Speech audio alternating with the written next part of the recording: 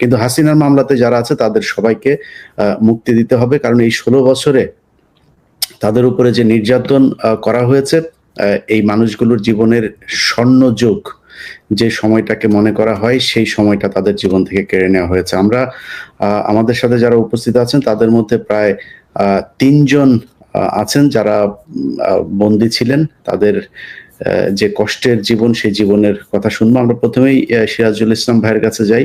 সিরাজুল ইসলাম ভাই, আমরা ছোট করে শুনি যে কেমন আছেন এখন, কেমন ছিলেন, কেমন কাটলো আপনার জেল জীবন? আসসালামু আলাইকুম। আমি প্রথমেই আমাদের যারা গত ছাত্র আন্দোলনে যারা আত্মবলিদান করছে তাদেরকে আমি শ্রদ্ধা করে স্মরণ করছি এবং তাদের যারা মারা গেছে তাদের মাগফিরাত কামনা করছি। এবং আমাদের স্বাধীনতা সেনা কর্মকর্তা যারা মারা গেছেন তাদের রুহের মাগফিরাত কামনা করছি। আর প্রথমে একটু কথা না বললে হয় না যে আমি এই 15 বছর জেলে ছিলাম। আপনি একজন মানুষ, আমি জানি না কি বলে আপনাকে আমি মানে সম্মান করবো, জানাবো যে আপনি আমাদের কথা বলেছেন। 15 বছরে তো কেউ আমাদের কথা বলেনি, এবং এই 15 বছর আমরা জেলে ছিলাম। এবং মাঝে মাঝে ওই শুক্রবারে আমাদের একটা ফোন কল ছিল, সেখানে এসে মানে খোঁজ নিতাম যে আমাদের ইলিয়াস স্যার কি আমাদের ব্যাপারে কোনো কথা বলছে, তখন জানতে পারতাম। এছাড়া তার কোনো ওয়ে ছিল না। তো আমি আপনাকে অসংখ্য ধন্যবাদ জানাচ্ছি। এবং পৃথিবীর ইতিহাস মানে বিরল, আপনি প্রথম যে আমাদেরকে নিয়ে প্রথম কথা বললেন। আমি এই ঋণ আপনার জন্য শোধ করতে পারবো না।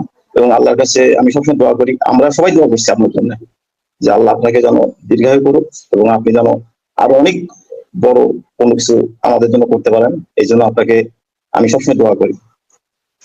আর আমাদের জেলের জীবন তো অনেক কষ্টের জীবন ছিল। আমি আমি একটু পরিচয় দিই, আমি মোহাম্মদ সিরাজ ইসলাম। আমি বিডি হাসপাতালের প্যাথোলজির ইনচার্জ ছিলাম, এনসিআইসি ছিলাম আর কি এখানে।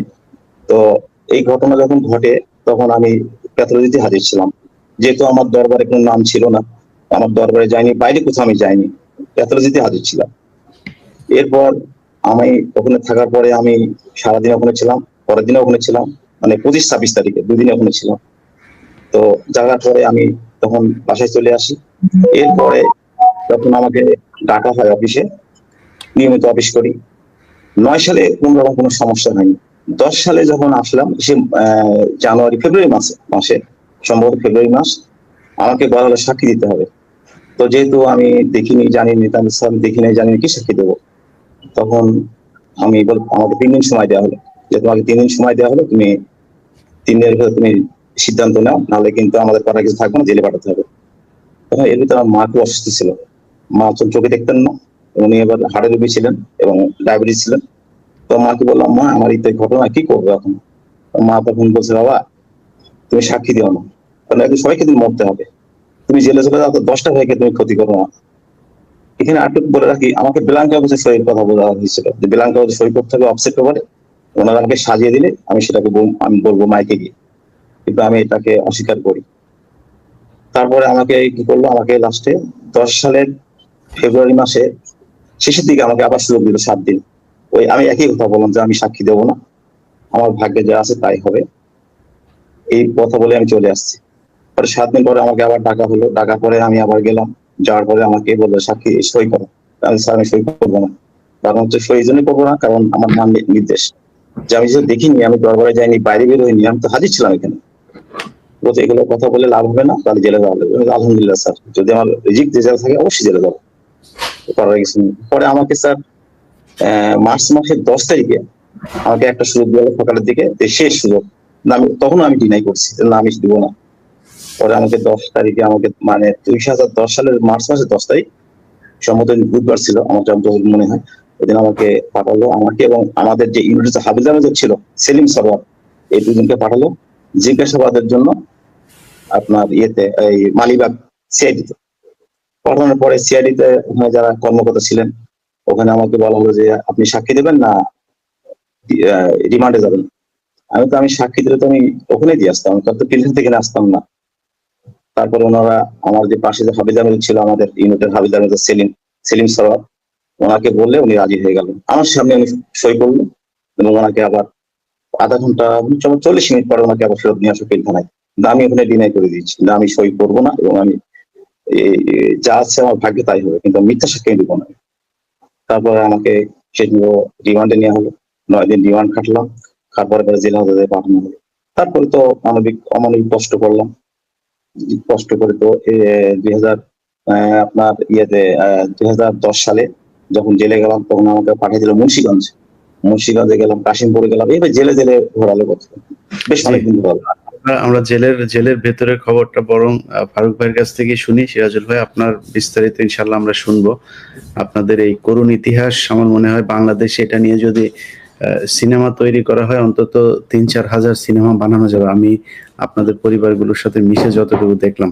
ফারুক ভাই, আমাদের আপনার কাছে মূল গুরুত্বপূর্ণ বক্তব্য সেটা হচ্ছে আপনি আপনি আমাদেরকে একটু জানাবেন যে মানে আজ থেকে প্রায় আগস্টের পরে যদি হিসাব করি, প্রায় 7-8 মাস সময় পার হলো এই কথিত যে বিপ্লবী ফারুকী সরকার, এই যে এই ফারুকী সরকারের আপনার মানে সময় হয় নাই। গত সপ্তাহে ওরা যেটা বলেছিল যে যারা অন্তত খালাসপ্রাপ্ত তাদেরকে ছাড়া হবে, ছাড়তে হবে সবাইকে, আমাদের দাবি এটা, এবং ইনশাল্লাহ এটা মানতেই হবে, কারণ শেখ হাসিনার এই বিচার আমরা মানি না। কিন্তু যাদেরকে ছাড়ার কথা বলা হলো, প্রথমে বলল তাদের পিপি নিয়োগ হয় নাই, পিপি নিয়োগ দেওয়ার পরে পিপি রায় পড়ার সময় পায় নাই, নানান ভাবে তালবাহানা করে এরপরে সবশেষ আপনার আলিয়া মাদ্রাসার এখানকার যেই অস্থায়ী যে বিচারালয় ছিল সেটাকেও আপনার পুড়িয়ে দেওয়া হলো, সেটা নিয়ে আরেকটু সময় কাটানো হলো।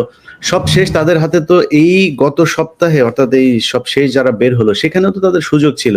মানে এই অন্তত এই 177 জন বের হতে সমস্যাটা কি ছিল ভাই? মানে 278 জন।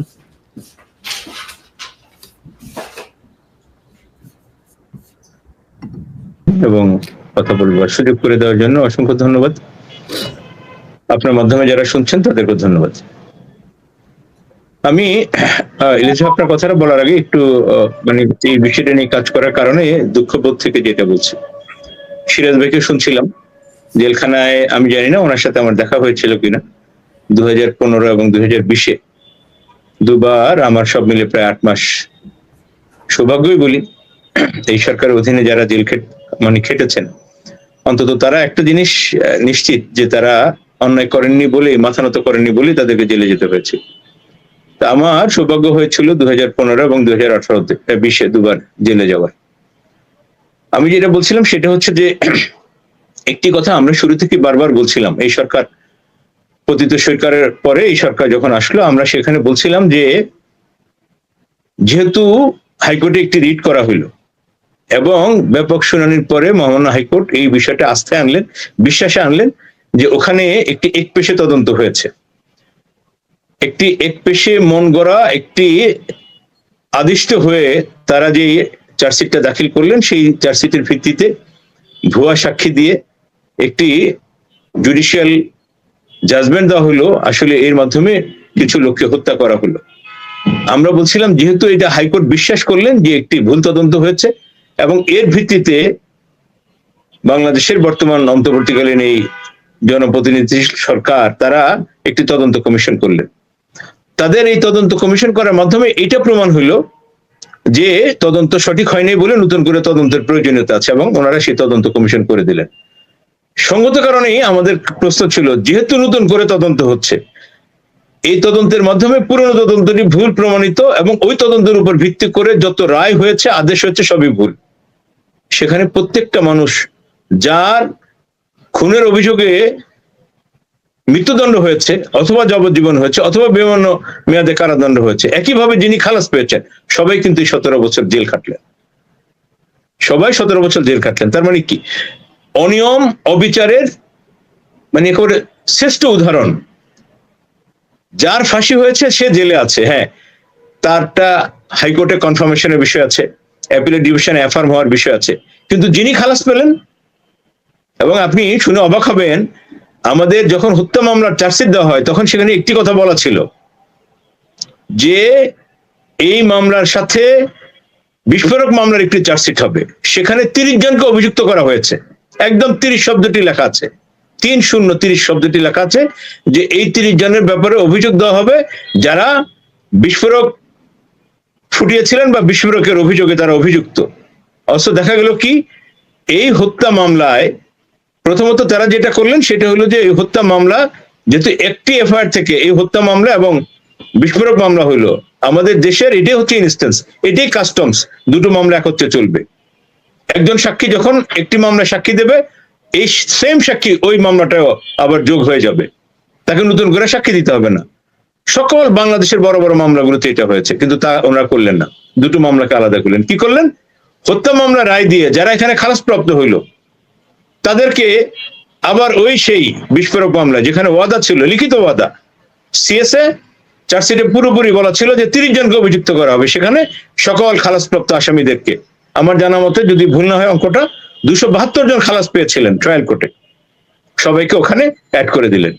তার মানে যারা বিভিন্ন দণ্ড পেল তারা যেমন আটকে গেল, এবং এই দণ্ডের মেয়াদ যাদের শেষ হয়ে যাচ্ছিল তাদেরকে আবার বিস্ফোরক মামলায় নিয়ে আসা হয়েছিল। তার মানে এন্টার যে 824 সেখান থেকে 850 জন আসামি হইলো, এই 850 জন আসামিকে সবাইকে বিস্ফোরক মামলায় নিয়ে আসা হইল।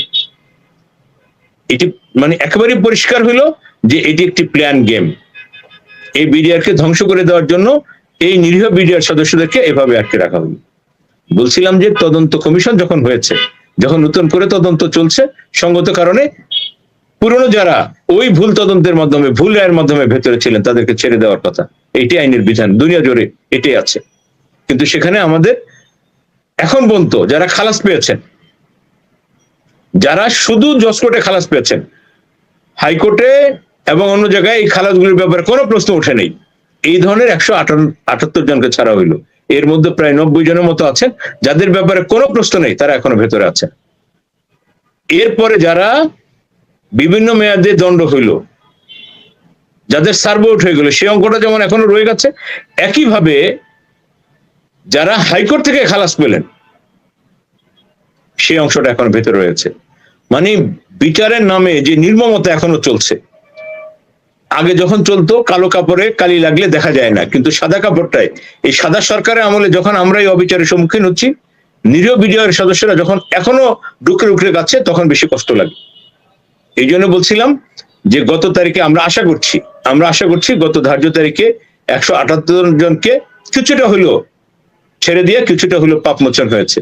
আমরা আশা করছি 10 ফেব্রুয়ারি এই তারিখে পুরোপুরি খালাসপ্রাপ্ত যারা ছিলেন তাদের সবাইকে তো দেওয়া হবেই, একই সাথে যাদের ইতিমধ্যে সার্ভ আউট হয়ে গেছে, যেটা within the jurisdiction of this learned court, এই কোর্টের অধীনে যেটুকু আছে এটুকুর শেষ বিন্দু পর্যন্ত বিডিআর এর সকল সদস্যরা যারা এই আইনে, এই সরকারের, মানে এই কোর্টের ক্ষমতার মধ্যে যারা আছেন, এই কোর্টের ক্ষমতার মধ্যে যারা আছেন, যাদের সার্ভ আউট হয়ে গেছে, যারা খালাস হয়েছিলেন, যারা কোথাও কোনোভাবে অ্যাপিলেট ডিভিশনের সাথে কোনোভাবে লিঙ্ক আপ না, তাদের সবাইকে গুণে গুণে হিসাব করে সবাইকে মুক্তি দেওয়া হবে, এটা আমাদের প্রত্যাশা। জি, ফারুক ভাই, আপনার ভেতরে কি অবস্থায় কেমন ছিলেন সেই অভিজ্ঞতাটা আমরা একটু শুনতে চাই।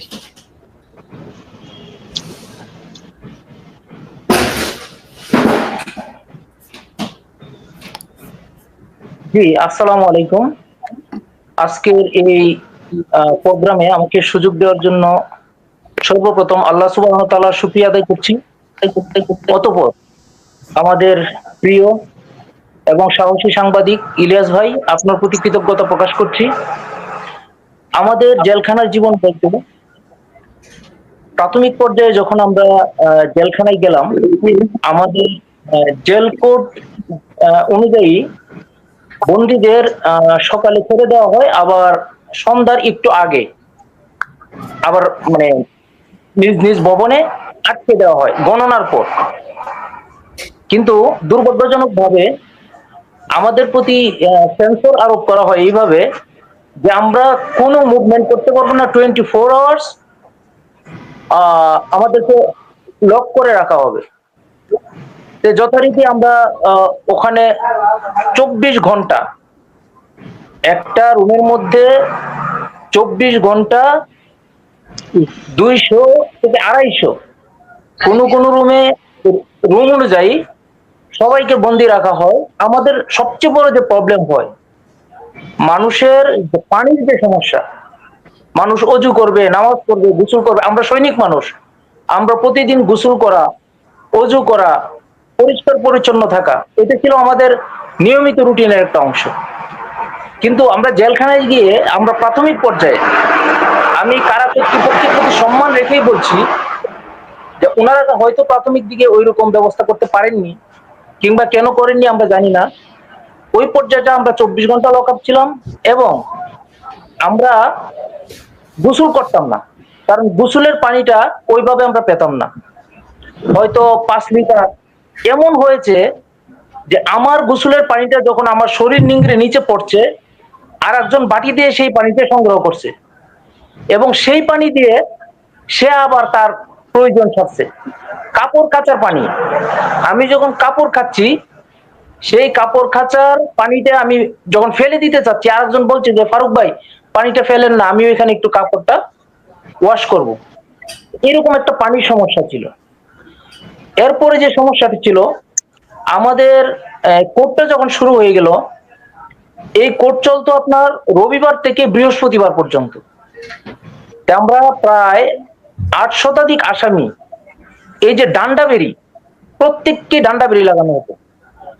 এই ডান্ডা বেরি 800 লোকের ডান্ডা বেরি লাগাইতে 3-4 ঘন্টা সময়ের দরকার, কিংবা আরো বেশি সময়ের দরকার। ফলে রবিবারে কোর্ট হইলে শনিবারে বিকালে, শনিবারে সারাদিন আমাদেরকে ডান্ডা বেরি লাগাইতো, শনিবারে সারা রাত্র আমরা ডান্ডা বেরি লাগাই থাকতাম। সকালে আমাদেরকে দরজা খুলে দেওয়া হইতো, আমরা কোর্টে যেতাম। কোর্ট থেকে আইসে যে ডান্ডা বেরি খুলবে, খুলে আবার লাগাবে, পরের দিন আবার কোর্টে যাবো, এই সময় থাকতো না। ফলে শনিবার থেকে একবারে বৃহস্পতিবার পর্যন্ত আমাদের এই ডান্ডা বেরি পড়ে। আপনি হয়তো দেখতে পারবেন না ইলিয়াস ভাই, আমাদের ওই সময় অনেকের বয়স ছিল 60-এর উপরে। একটা ডান্ডা বেরি টেনে নেওয়া তাদের জন্য যে কত কষ্টকর ছিল। অনেকেই অসুস্থ ছিল, রিমান্ডের কারণে অনেকে শারীরিকভাবে দুর্বল ছিল।